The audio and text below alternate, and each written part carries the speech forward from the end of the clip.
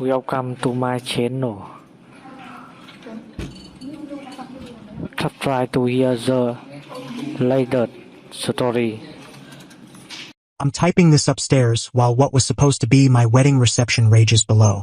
It's bizarre, unreal, like stepping into a movie I didn't sign up for. Today was meant to be the day, my wedding day. Months of preparation, jaw-dropping deposits, relatives flown in from all corners. Everything meticulously planned. My fiancée, Claire, 29, and I were set to exchange vows 6 hours ago. I was in my suit, nerves buzzing but thrilled, when my phone pinged. I thought it was Claire sending a sweet message before the ceremony. Wrong. It was her. "Vincent, I'm so sorry. I can't go through with this. I'm done. Done." Like some old-timey breakup letter. I read it over and over, the words searing into my brain. The room spun. Done. 5 minutes before showtime. My first instinct? Logistics. Guests waiting, venue booked, open bar flowing. My best man, Alex, noticed my face and asked, "You good, man? It's time." I showed him the text. His eyes went wide. No way. Something in me snapped. Not into despair, but into a strange, icy calm. The pain was there, heavy, like a stone in my chest, but I pushed it down. I found the officiant, a gentle older man looking puzzled by the holdup. "Minor adjustment to the schedule," I said, my voice oddly steady. Then I walked out alone to where Claire and I were supposed to stand together. The crowd, family, friends, her people, mine, looked confused, then worried. Whispers spread. I grabbed the microphone, cleared my throat.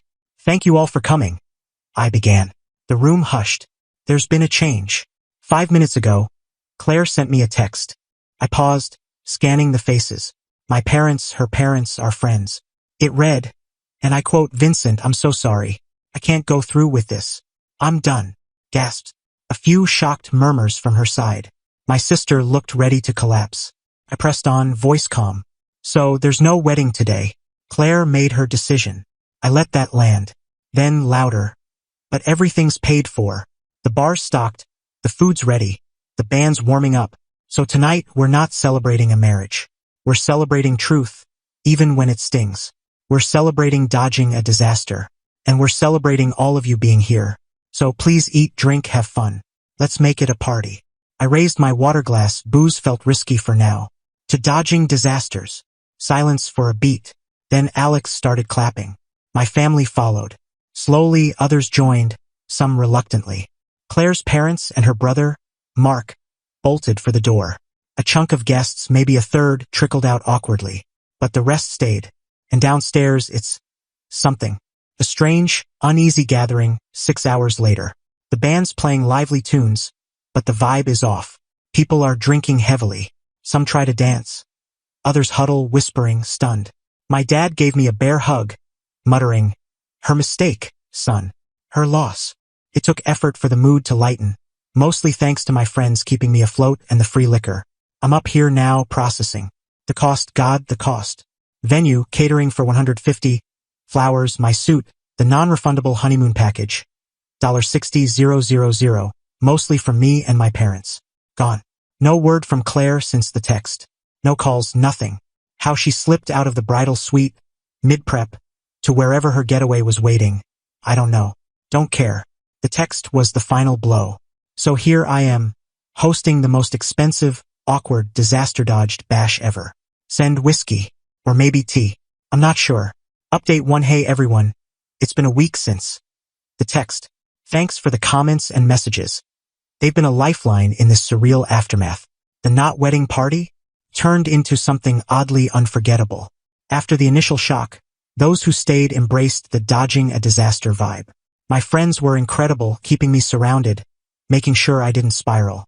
There were toasts, some heartfelt, some furious. Felt like a release, strangely healing by the end. The aftermath wasn't as fun. Explaining to vendors why the bride vanished was rough. Most were kind, especially as word spread. Small-town gossip travels fast. The financial hit stings. That $60,000 plus is gone. We're returning gifts, especially from her side, and donating what we can't. The honeymoon suite at the hotel? I stayed in it alone. That was bleak. Now, the part you're probably curious about. Claire. Radio silence for 3 days.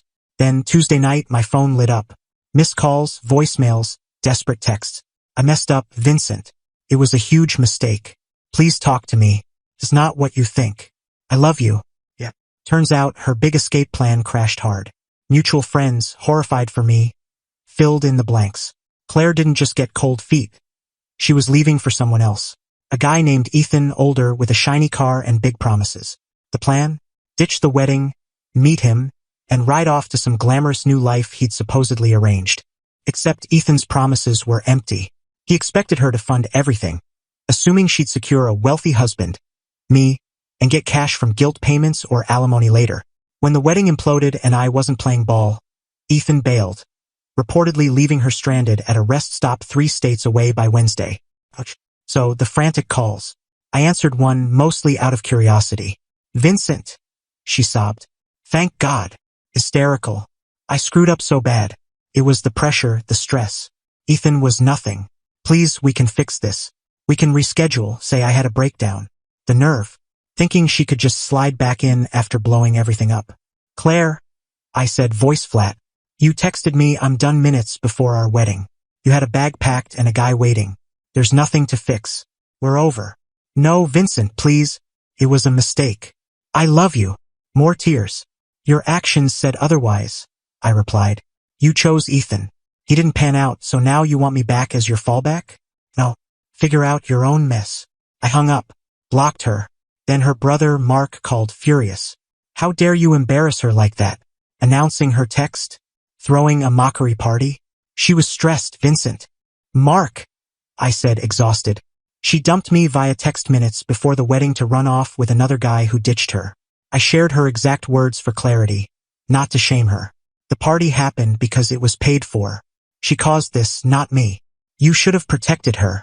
Forgiven her, he raged. Where's she supposed to go? You kicked her out. She'd moved into my place a month earlier. She's not my problem anymore, Mark. Goodbye. Blocked him too. Now the practical stuff. I had her things sent to her parents via courier. No way was I risking another showdown. The honeymoon, that $18,000 Maldives trip, part of the $60,000 loss, is non-refundable. The agency said I can change the second guest or get travel credit.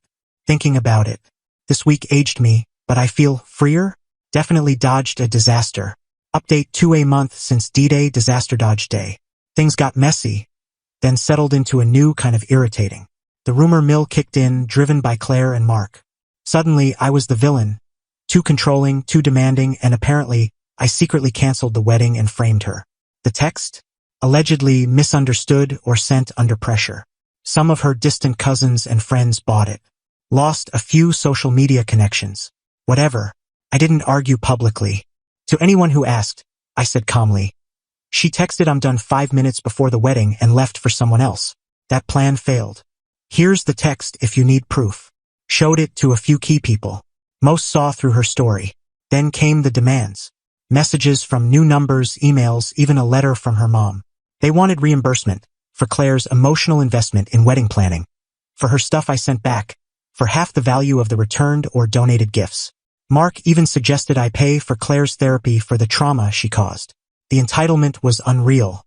They genuinely thought I owed her comfort and cash after she tried to abandon me at the altar.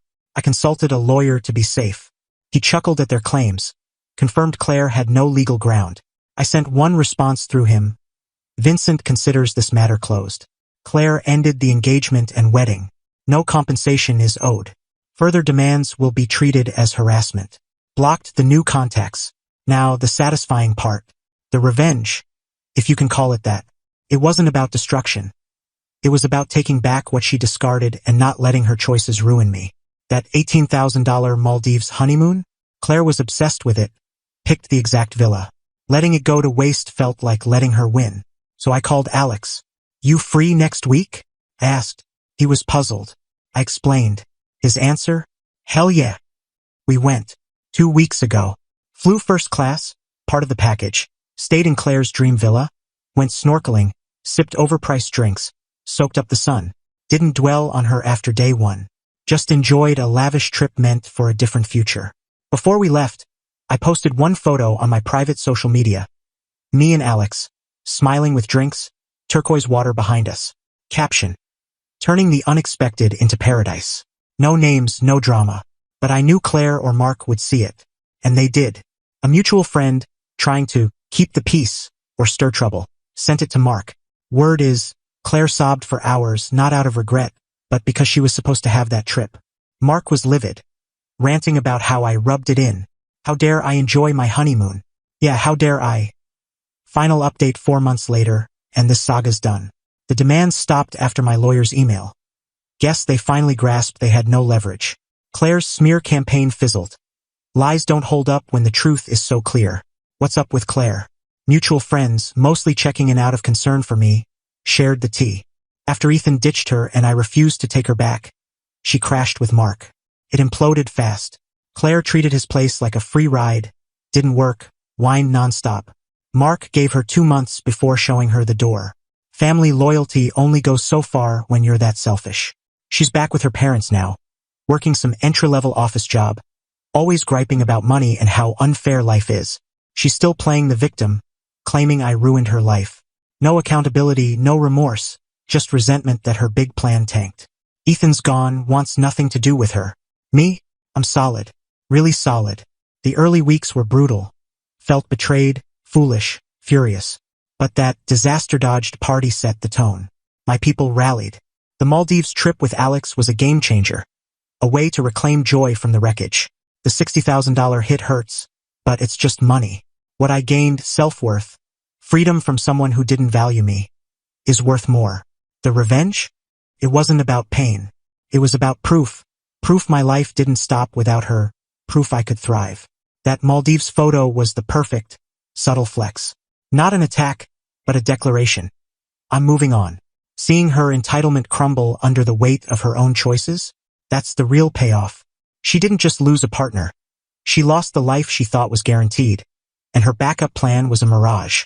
That emptiness she's feeling? She built it. I'm back to work. Hitting the gym, hanging with friends, even dipping my toe into dating. Nothing heavy, but it's nice to feel open again. My place feels like mine. Claire wanted out. She got it in the most self-destructive way possible. She rejected me and, in doing so, rejected the future she thought she'd locked down. Now she's living the consequences. That's justice. And it feels damn good. Thanks for letting me unpack this here. You all helped me process.